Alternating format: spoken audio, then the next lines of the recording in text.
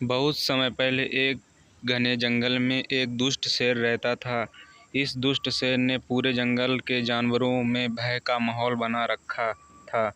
दुष्ट शेर कई जानवरों का शिकार करता और कईयों को रोज घायल कर देता था। इस कारण जंगल के सभी छोटे और बड़े जानवर परेशान थे। जंगल के सभी जानवरों ने इस समस्या से मुक्त होने के लिए मीटिंग आयोजित की। इस मीटिंग में जंगल के सभी जानवर इकट्ठा हुए।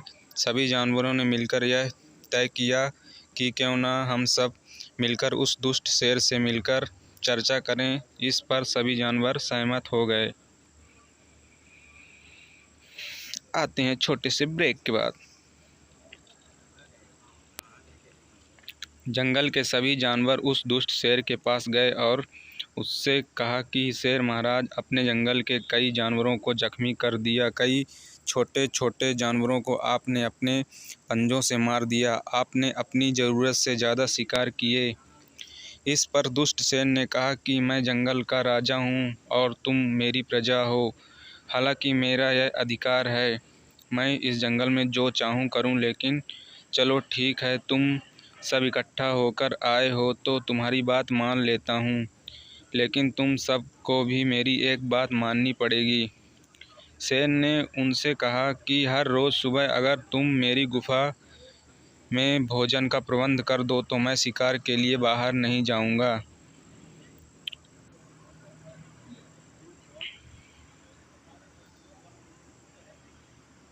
जंगल के सभी जानवरों के पास दुष्ट शेर की बात मानने के अलावा कोई चारा नहीं था, इसीलिए उन्होंने शेर की बात मान ली। अब हर रोज़ जंगल का एक जानवर दुष्ट शेर के भोजन के लिए उसकी गुफा पर जाता और दुष्ट शेर उसे मार कर खा जाता। लेकिन दुष्ट शेर उसके बावजूद भी जंगल में कई और जानवरों को मार देता। जंगल के जानवर शेर का कुछ नहीं बिगाड़ सकते थे और उसके पास शेर से बचने का कोई रास्ता नहीं था। दुष्ट शेर का जंगल में आतंक बढ़ता ही जा रहा था।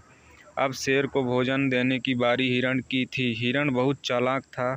उसने जंगल के जानवरों को दुष्ट शेर से मुक्ति दिलाने के लिए एक योजना बनाई।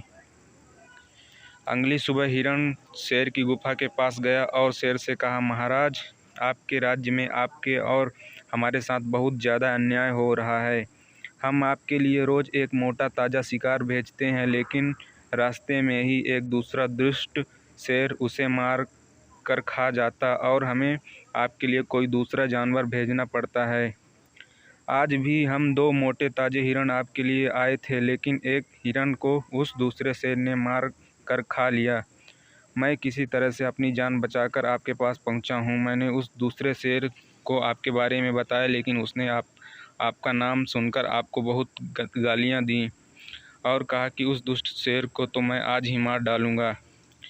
यह सुनते ही दुष्ट शेर को बहुत गुस्सा आया और उसने हिरण को कहा कि कहाँ है वो दुष्ट शेर, मुझे उस तक ले चल। आज सबसे पहले उसको मारूंगा, उसके बाद ही भोजन करूंगा।